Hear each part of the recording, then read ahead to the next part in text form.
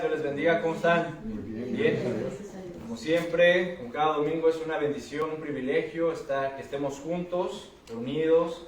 Damos gracias a Dios por este tiempo que Él ha preparado para cada uno de nosotros. Y de mi parte, de verdad, es una gran bendición poder estar con todos ustedes, con mis hermanos en Cristo, mi familia en Cristo, y poder no solamente orar, ¿verdad? Alabar, adorar a Dios, sino ahora pues compartir la palabra del Señor. Y bueno, vamos a orar, vamos a poner este servicio en las manos del Señor. Padre, te agradecemos, Señor, tus misericordias. Te agradecemos, Señor, este tiempo de alabanza que tú nos diste. Señor, espero que hayas recibido, Señor, con olor grato, fragante a ti, Señor, esta alabanza que interpretamos, porque es para ti, Señor, es para tu honra y tu gloria. Ahora, Señor, te ruego que tu Espíritu Santo, Señor, que mora en cada uno de nosotros, nos instruya, nos redarguya, nos enseñe a través de la palabra. Esta palabra, Señor bendita, que tú has dejado, nos has legado, para que podamos aprender y dirigir nuestras vidas conforme a tu voluntad. Te damos gracias, Señor, bendice este tiempo, este momento, en el nombre de Jesús. Amén. Amén. Y bueno, pues hermanos, hoy es un día muy especial, ¿verdad? Vamos a tener el privilegio de partir el pan, compartir el vino, como ya lo hemos hecho, lo hicimos la vez pasada. Y reitero, con lo que dije en la mañana, cuando estamos en el tiempo de oración, yo doy gracias a Dios por lo que Él ha hecho con nosotros hasta el momento, hasta el día de hoy. Gracias porque ha tenido misericordia de este grupo, gracias porque nos ha ayudado a seguir adelante. Gracias a Dios porque nos ha dado gracia delante de nuestros hermanos, el pastor Gary y nuestros hermanos de Iglesia en Inglés. Gracias porque nos ha dado este lugar. Y bueno, hay muchas cosas de verdad por las cuales hay que darle gracias a Dios. Y es mi oración de verdad, con todo mi corazón, que no perdamos la fuerza, que no perdamos esa energía con la que estamos sirviendo. Que sigamos adelante a pesar de las adversidades, a pesar de los desafíos del ministerio, a pesar de las pruebas que vamos a enfrentar, los desiertos que tenemos que atravesar, que sigamos adelante, ¿sí? Que no perdamos esa energía y esa fuerza, esa motivación. La palabra de Dios en Filipenses 2:13, si gustan acompañarme.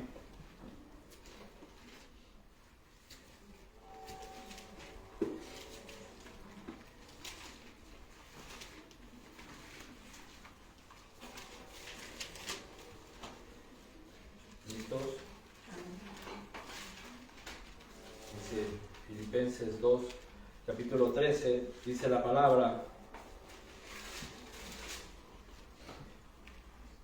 dice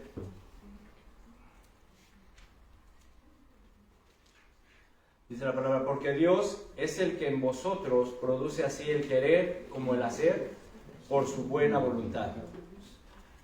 Mis hermanos, en verdad esta palabra es muy importante. Dios produce en nosotros el querer como el hacer, ¿verdad? Y fíjense qué interesante, porque esta palabra produce, viene de la palabra, se traduce de la palabra griega energeo, la cual significa energía, ¿sí? También se puede traducir como activo o eficiente. Entonces, ¿qué es lo que este versículo nos está diciendo? Lo que este versículo nos dice es que Dios nos proporciona la energía, ¿sí? La fuerza, la motivación para aceptar en primer lugar, para aceptar su voluntad y posteriormente para trabajar, poner manos en la obra en lo que Él quiere que hagamos. Dice, Dios es el que produce en ustedes el querer como el hacer. Es Dios mismo el que nos produce esa motivación, esas ganas, ese deseo, esa energía, esa fuerza de aceptar su voluntad y dice, y de ponernos activos, seamos eficientes en la obra del Señor.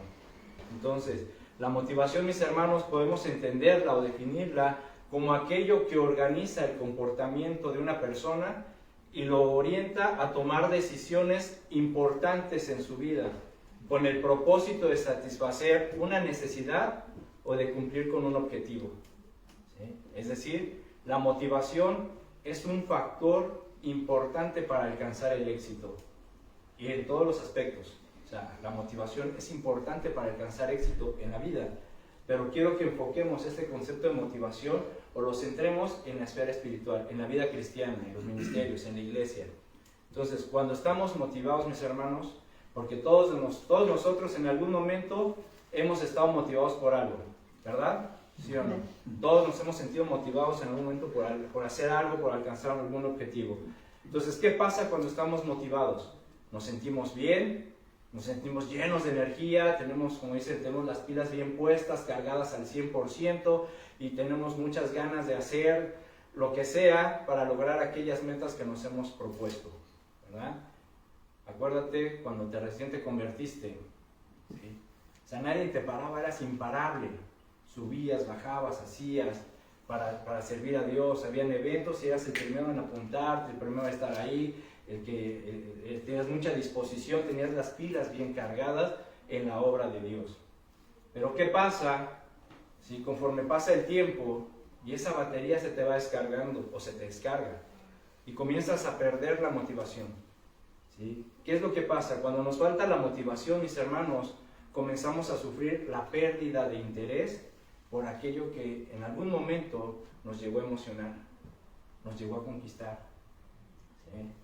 Entonces, esto nos puede llevar incluso a renunciar a nuestros objetivos. La falta de motivación, la falta de energía. ¿Sí? Entonces, aquí dice la palabra que Dios es el que nos proporciona esa energía, el que Dios nos da esa motivación. Entonces, ¿qué es lo que nos pasa a veces? ¿Qué es lo que pasa cuando perdemos esa energía, esa motivación? ¿Por qué? ¿Qué sucede? ¿Sí? ¿Por qué renunciamos a nuestros objetivos? Hablando en cuestión espiritual, les digo, en la iglesia, en nuestras vidas como cristianos, en los ministerios. Es muy importante, mis hermanos, aprender a identificar señales que nos indican la falta de motivación, la falta de energía en nosotros.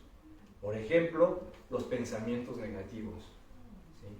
Cuando comenzamos a tener pensamientos negativos, comenzamos a creer que lo que estamos haciendo no está bien. ¿Sí? Otra señal es el temor, el miedo a los resultados. ¿Sí? No queremos defraudarnos a nosotros mismos, ni queremos defraudar a las personas que han confiado en nosotros. Y comenzamos a tener miedo por cómo van a salir las cosas. ¿Irá a salir bien? ¿Irá a salir mal? ¿Les irá a gustar? ¿No les irá a gustar? ¿Qué va a pasar? ¿Sí? No tenemos que tener miedo a los resultados, mis hermanos, porque todo es un aprendizaje. Si hoy nos sale bien, qué bueno. Si no salió tan bien o como lo esperamos, pues ni modo, gracias a Dios, para la siguiente mejoraremos, ¿verdad? Otra señal también es el pesimismo. ¿Sí? Sentimos que al final nada saldrá bien. ¿Para qué me esfuerzo? ¿Para qué hago esto? Si a lo mejor no va a salir bien, a lo mejor no les va a gustar, a lo mejor no voy a saber predicar, no voy a saber decir el mensaje. No tenemos que tener pensamientos pesimistas, no hay que ser pesimistas, mis hermanos. Otra señal también que es importante identificar es la tristeza o la falta de ganas. ¿Sí? Ya no sentimos emoción o felicidad por aquellos pequeños pasos que íbamos dando que antes para nosotros eran un gran logro. Como lo dije en la mañana y lo reitero, lo que Dios ha venido haciendo con nosotros, el tiempo de oración, el ver cómo Dios ha respondido las oraciones, ¿sí? El ver este lugar que tenemos, las sillas, la gracia que Dios ha derramado en nosotros. Esos son pequeños pasos que hemos ido dando que en verdad para mí son grandes triunfos. ¿Sí? Pero cuando empieza a caer la tristeza o empieza a bajar tu batería, la carga de tu pila, empiezas a perder las ganas, ya no sientes esa felicidad por dar esos pocos pasos, esos pequeños pasos que son grandes triunfos. Entonces tenemos que tener mucho cuidado, mis hermanos. Y otra señal muy importante es el estrés. O sea, cuidado con el estrés, mis hermanos, cuidado con el estrés. Eso es peligroso, eso en verdad es un cáncer. Cuando empezamos a sentir esos dolores de cabeza, esa tensión, cuando empezamos a ver que el ministerio o el orar es simplemente el tener un tiempo de oración en tu casa, es una carga, tienes que tener mucho cuidado. ¿Sí? Cuando empiezas a sentir esa presión de es que tengo que servir y hacer, no sé cómo lo voy a hacer, entonces, cuidado, te estás estresando. Acuérdense del ejemplo de Jesús. Marta, muy afanados, tranquilos. ¿Sí? Dios es el lo que estamos aprendiendo aquí es de que Dios es el que va a proporcionarnos esa energía, esa fuerza, esa motivación. ¿Sí? Pero tenemos que ir poco a poco, como vamos a ir viendo. Entonces, una vez entendido esto, mis hermanos, podemos hacernos una pregunta, o podemos hacer una pregunta. ¿Qué te motiva en la vida, mi hermano, mi hermana? qué es lo que realmente te motiva en la vida. ¿Sí? Tal vez nosotros podríamos escuchar respuestas como mi familia. Mi familia me motiva. O sea, para mí me motiva el salir a trabajar, echarle ganas para poder ayudar a mi familia. Algunos podrían decir, a mí me motiva tratar de mantener una estabilidad económica. Algunos podrían decir, a mí me motiva el realizarme como persona. O algunos otros podrían decir, a mí lo que me motiva es tratar de tener éxito en todo lo que yo emprenda, ¿verdad? Y bueno, se vale, o sea, son respuestas, pues, de alguna manera obvias, ¿verdad? Cada quien sabrá lo que le motiva. Ahora, si hacemos esta pregunta, ¿verdad? Si planteamos esta pregunta a las personas que generalmente nos rodean en el trabajo o donde quieran, ¿sí? Seguramente vamos a escuchar respuestas que están enfocadas o dirigidas a satisfacer las cosas que vemos y tocamos, ¿sí? Y lógicamente podemos ver que esas respuestas serían obvias, mis hermanos. ¿Por qué? Porque aquellas personas que no tienen una relación íntima con Dios, una relación estrecha con el Señor, querrán todas estas cosas que dan una satisfacción en el mundo, las cosas materiales. Pero los cristianos, ¿sí? Los verdaderos discípulos de Jesucristo, aquellos que realmente tienen una relación íntima, estrecha con Jesús, tendrán otra respuesta, ¿sí? Porque como acabamos de ver, es Dios quien produce en nosotros la energía, las ganas y la motivación. Entonces, la motivación de la vida, en la vida como cristianos, debe de estar centrada, enfocada en Jesucristo. Amén. Entonces, podemos deducir que Jesucristo es nuestra motivación, mis hermanos. Es lo que nos debe motivar a nosotros, a cada uno de nosotros, al discípulo, ¿sí? La Biblia dice en Filipenses 1:21, ahí si gustas acompañarme, dale la vuelta. Filipenses 1:21 dice la palabra de Dios: porque para mí el vivir es Cristo y el morir es ganancia. Porque para mí el vivir es Cristo y el morir es ganancia. ¿Cuántas veces, mis hermanos, hemos leído, hemos repasado ese versículo en nuestra mente o lo hemos compartido con las personas? Muchísimas, mis hermanos, muchísimas. Sin embargo, muchas de las veces que hemos leído y repasado este versículo, este fragmento de la Escritura, lo hemos hecho enfocados en la segunda parte del versículo nada más. El morir es Cristo. Perdón, el morir es ganancia. ¿Por qué? Porque esa parte contempla los privilegios, las alegrías del cielo, ¿verdad? Porque para un cristiano, cuando uno muere, comienzas a experimentar los privilegios, las alegrías de estar en el reino de Dios. Sin embargo, mis hermanos, no debemos de pasar por alto lo que está antes. No se puede subestimar la importancia de la frase vivir es Cristo. Porque si tú en algún momento nosotros queremos gozar de los privilegios del reino de Dios, primero tenemos que saber, entender y experimentar lo que es vivir en Cristo. ¿Sí? Si no, no lo vas a poder lograr. Entonces, esta frase, mis hermanos, de verdad es fundamental, hay que entenderlo así. Esta frase es fundamental en la vida de todo cristiano. El vivir es Cristo. Y créeme que sería bueno que la pusiéramos, la escribiéramos así en la puerta de nuestra casa para que cada vez que saliéramos recordemos que ese día lo vamos a vivir para Cristo. ¿Sí? El vivir es Cristo. ¿Y qué nos está diciendo el apóstol Pablo? ¿O qué pretende decirnos el apóstol Pablo con esta afirmación? Para mí el vivir es Cristo. El apóstol Pablo, mis hermanos, nos está diciendo que todo lo que él ha intentado ser, todo lo que es y todo lo que esperaba ser, apuntaba o se encauzaba a la ocupación, a la obra de Jesucristo. Todo. ¿Sí? Y lo podemos ver o lo podemos corroborar al estudiar la vida de Pablo. ¿Sí?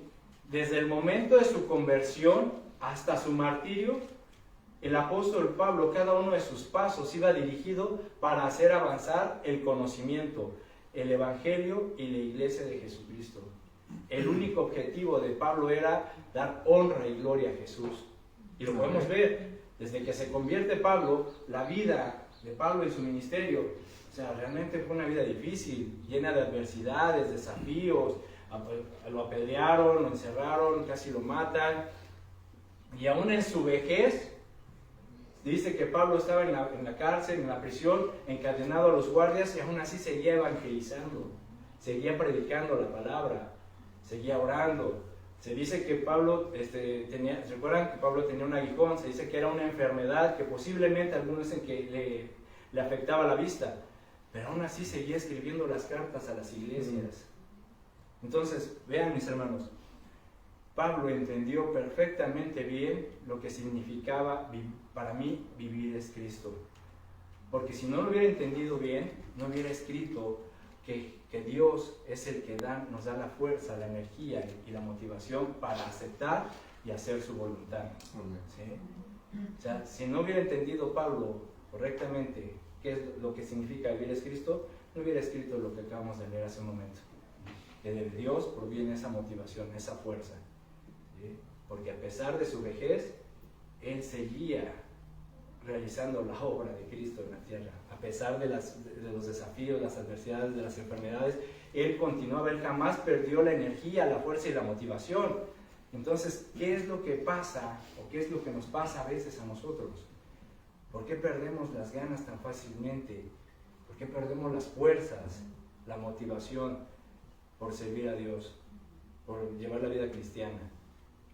O sea, realmente es interesante. Entonces, ¿qué podemos entender por el vivir es Cristo? ¿Sí? Mi hermano, el vivir es Cristo significa proclamar el Evangelio de Cristo. El vivir es Cristo significa que imitamos o tratemos de imitar el ejemplo de Cristo. Todo lo que Jesús hizo y todo lo que Jesús dijo es lo que Pablo quería hacer y decir. En 1 Corintios 11:1 la palabra dice: sed imitadores de mí, así como yo de Cristo. ¿Sí? Ese es vivir para Cristo. El vivir es Cristo significa que buscamos el discernimiento de Cristo. ¿Sí? El vivir es Cristo significa que estamos dispuestos, estamos dispuestos a renunciar a todo lo que nos impide llegar al conocimiento pleno de Jesucristo. ¿Sí? Renunciar a todo lo que nos estorba, ¿sí? A todo a todo obstáculo, a todo lo que no es importante, lo que es vacío, lo que no tiene propósito. La Biblia dice en Filipenses capítulo 3, versículos 7 al 9, dice: pero cuantas cosas eran para mí ganancia, fíjense, para todas las cosas que para mí eran ganancia, las he estimado como pérdida por amor de Cristo. Y ciertamente aún estimo todas las cosas como pérdida por la excelencia del conocimiento de Cristo Jesús, mi Señor, por amor del cual, por amor del Señor, lo he perdido todo. Y lo tengo todo por basura para ganar a Cristo y ser hallado en Él. Esto, mis hermanos, es vivir para Cristo. ¿Sí? Yo espero, mis hermanos, que en algún momento cada uno de nosotros haya empezado a dar estos pasos y que podamos ir. Yo estimo aquellas cosas, aquello que me estorba, lo estimo por basura. Aquello que no es importante en la vida, lo estimo por basura. Con tal o con el propósito de obtener el amor de Cristo, con tal de llegar al conocimiento pleno de Jesús, ¿sí? Y aún todo lo que yo pueda perder en mi vida, ¿sí?, lo tengamos por basura, con tal de ganar a Cristo Jesús. ¿Sí? Ojalá que poco a poco nosotros vayamos dando esos pasos en nuestra vida y ir desechando cosas que nos estorban, cosas que no son importantes. Dice, entonces, podemos resumir que vivir es Cristo significa que Cristo es nuestro enfoque, nuestra meta, nuestro mayor deseo. Cristo es el punto central de nuestra mente, nuestro corazón, nuestra alma, nuestro cuerpo, mis hermanos. Todo lo que hacemos, todo lo que hagamos, será para la honra y la gloria de Cristo, porque Cristo es y deberá ser siempre para un discípulo su motivación. Amén. Amén. Dale un aplauso al Señor, mi hermano. Bendito sea Dios, bendito sea Jesús. ¿Verdad, mis hermanos? Cristo es nuestra motivación. Ese es el objetivo, mis hermanos. Por eso no te rindas, no desmayes. ¿Cuántas veces nos instruye la palabra? No te rindas, no desmayes. ¿Acaso tenemos que entender perfectamente bien que de Cristo, de Dios, proviene esa fuerza, esa energía? No de ti, no de mí, sino de Él. ¿Sí? Solamente Él es el único que nos podrá sostener a pesar de cualquier desafío que podamos enfrentar. Acompáñame al libro de Hebreos. Hebreos capítulo 12, mi hermano.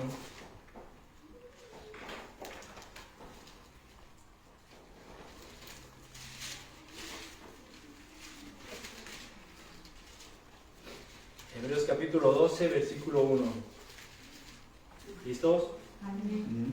Dice: por tanto, nosotros también, teniendo en derredor nuestro tan grande nube de testigos, despojémonos de todo peso y del pecado que nos asedia, y corramos con paciencia la carrera que tenemos por delante, puestos los ojos en Jesús, el autor y consumador de la fe, el cual por el gozo puesto delante de él sufrió la cruz, menospreciando el oprobio, y se sentó a la diestra del trono de Dios. Muy bien, vean, mis hermanos, aquí el versículo 1 nos está diciendo que consideremos a las personas que están alrededor de nosotros que han demostrado su fe.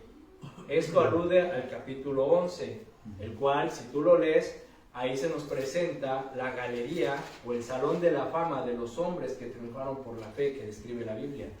Ahí vas a poder encontrar a Noé, Abraham, Moisés, Enoc, José. Entonces, todos aquellos hombres demostraron su fe. Igualmente, o actualmente, alrededor de nosotros podemos conocer o conocemos hermanos que han demostrado su fe, ¿sí?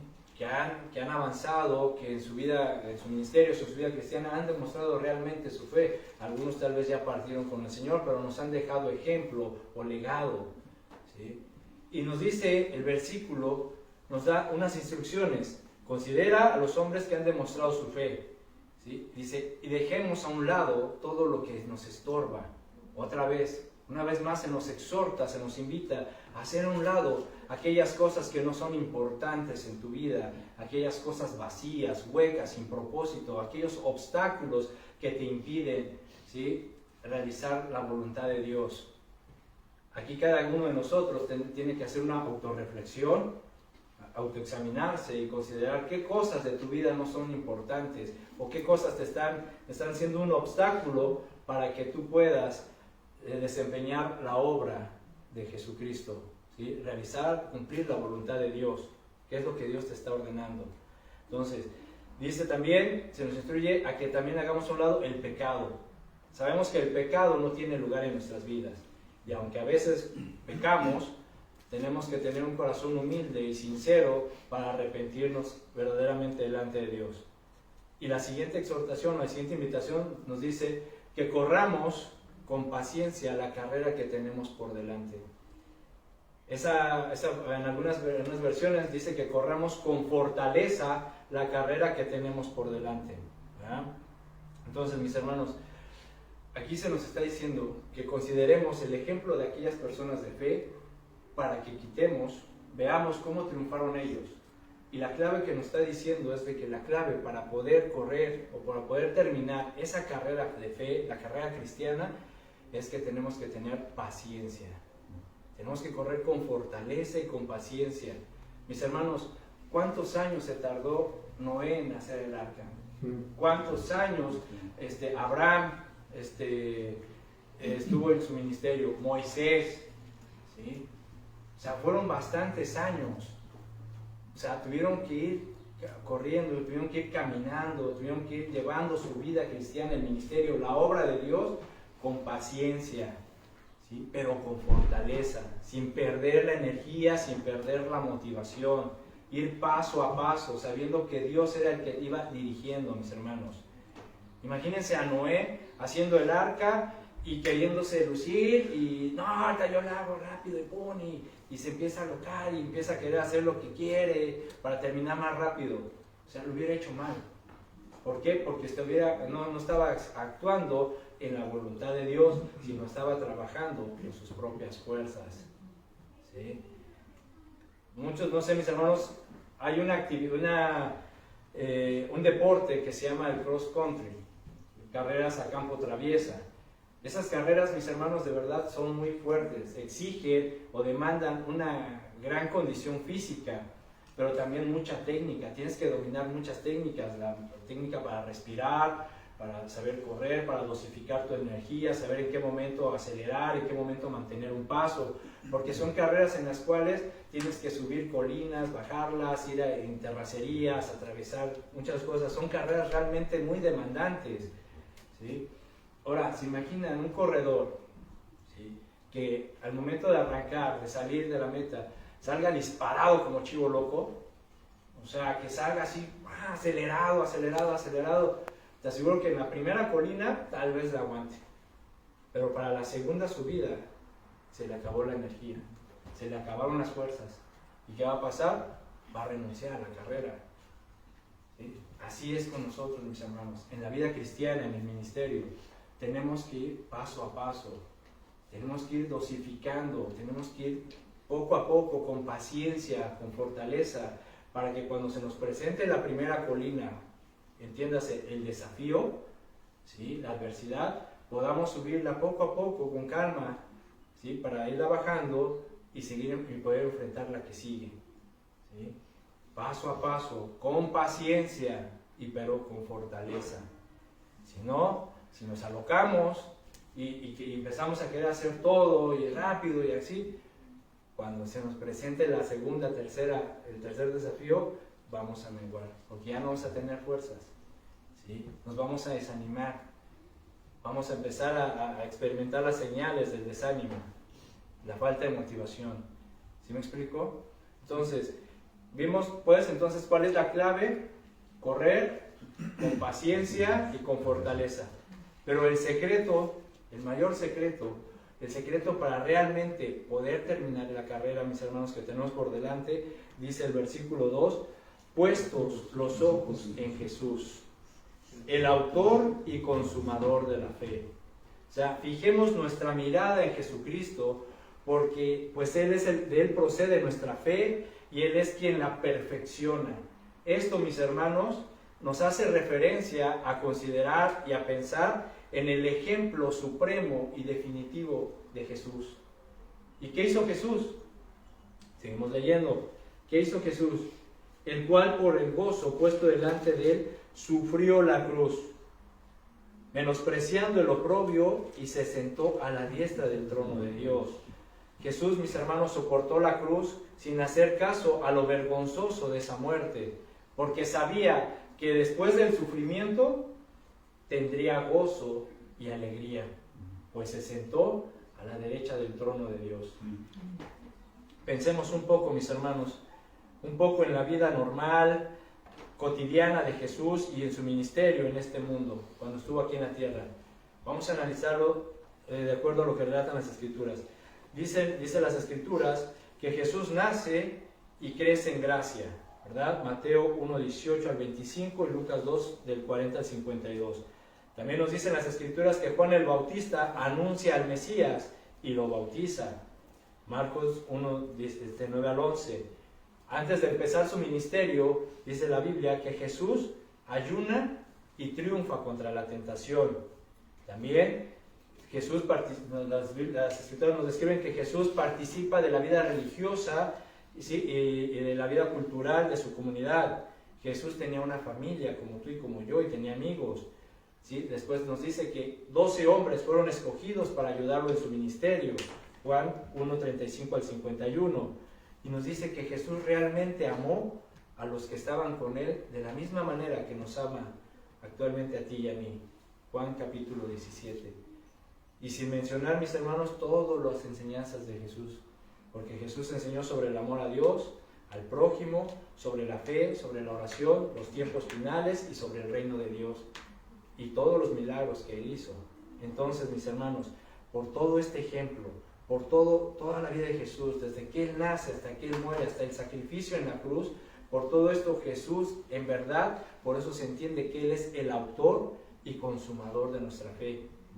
Esa palabra autor también se traduce como líder o el que nos dirige. Entonces, no solamente de Jesús proviene nuestra fe, sino que es Jesús el que nos dirige, es nuestro líder, el que va enfrente, y Él va a terminar o a perfeccionar nuestra fe. ¿Sí me explico? El concepto, mis hermanos, realmente de estos versículos es muy amplio. No nos daría tiempo de estudiarlo profundamente, pues en ellos se nos presenta una cosa y quiero que de verdad lo consideres. Estos versículos nos presentan el sufrimiento y la angustia al que todo cristiano es llamado, al que todo verdadero discípulo de Jesucristo es llamado, el de Cristo mismo. La Biblia dice en el Evangelio de Juan, capítulo 15, versículo 20 al 21, dice: acordaos de la palabra que yo les he dicho. Este es Jesús hablando. Acuérdense de las cosas que yo les he dicho. El siervo no es mayor que su Señor. Si a mí me han perseguido, también a ustedes los perseguirán. Si han guardado mi palabra, también guardarán la vuestra. Mas todo esto os harán por causa de mi nombre, porque no conocen al que me envió. Entonces, mis hermanos, los verdaderos discípulos de Jesucristo estamos destinados a las pruebas, a las adversidades, a los desafíos. ¿Sí? Hay muchas personas que no les gusta escuchar esto, ¿sí? Que les gusta solamente escuchar las cosas buenas de Dios. Dios es amor, Dios te va a bendecir, tú eres un hijo de Dios y Dios te va a prosperar, y etcétera, etcétera.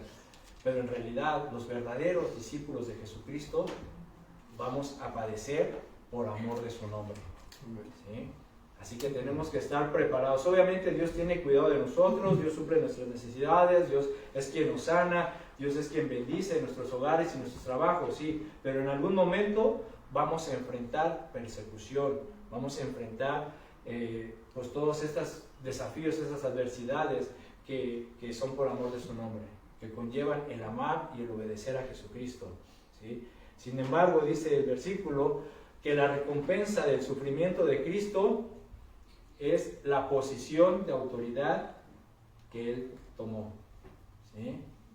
Porque con esta posición su gozo es completado, se sentó a la derecha del Padre, ¿sí? Y en esta posición su gozo fue completado, mi hermano. Del mismo modo que nuestro gozo algún día será completado cuando estemos en su presencia delante de Dios. Amén. En ese momento entenderemos y se cumplirá el morir es ganancia, porque entonces entendiste y experimentaste lo que es vivir en Cristo, con paciencia, con fortaleza, sin perder el ánimo, la motivación, porque sabías y entendiste que de Dios proviene tu fuerza. Amén. De Dios proviene tu energía. Él es el que te mantiene motivado para que tú aceptes y hagas la obra que Él te está encomendando, ¿sí? Dice, pues a la diestra de Dios, Cristo realiza todas las funciones de soberano, de sacerdote y abogado, aunque el camino para llegar a este lugar fue a través del sacrificio en la cruz. Pero no importa, mis hermanos, recuerden que en algún momento nosotros también estaremos en ese lugar, gozando del privilegio, de las alegrías de estar con nuestro Dios, porque Cristo ofreció su vida por rescate de todos nosotros. Entonces dice el versículo 3, considerad aquel que sufrió tal contradicción de pecadores contra sí mismo, para que nuestro ánimo no se canse hasta desmayar.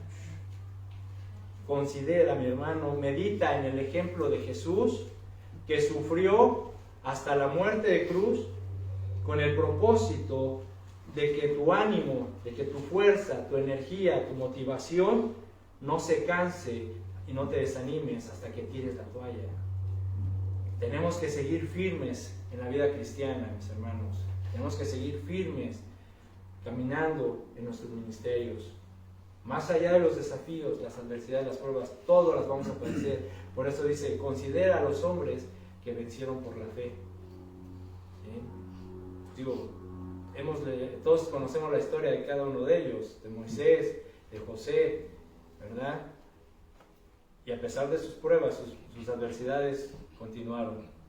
Entonces nosotros no debemos de ser menos. ¿sí? Tenemos que seguir adelante. Puede ser que en algún momento tropecemos, pero nos tenemos que levantar y tenemos que seguir. No podemos quedarnos tirados en el desierto, ¿sí? Sino tenemos que avanzar a las promesas de Dios, estar en el reino, ¿sí?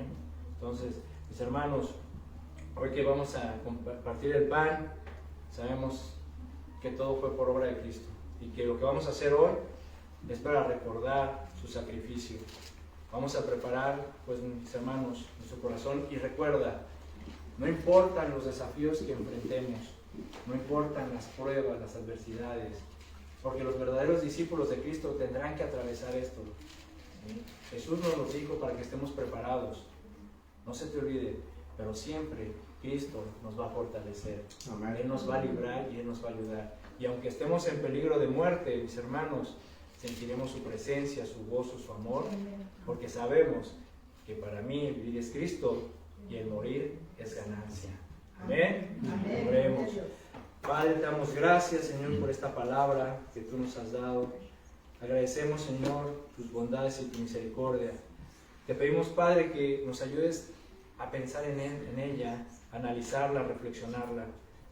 Señor, muéstranos una radiografía de nuestro corazón, de nuestro cuerpo, de nuestra alma, y ayúdanos a identificar aquellas cosas que nos están estorbando, aquellos obstáculos, Señor, que nos impiden hacer tu voluntad, aceptarla y hacerla. Señor, nosotros queremos seguir adelante y consideramos el ejemplo que tú nos has dado, el ejemplo de los hombres de fe que conocemos, que leemos en la Biblia. Tú eres nuestra fuerza, nuestra fortaleza. Renueva, Señor, nuestras fuerzas. Ayúdanos a seguir adelante.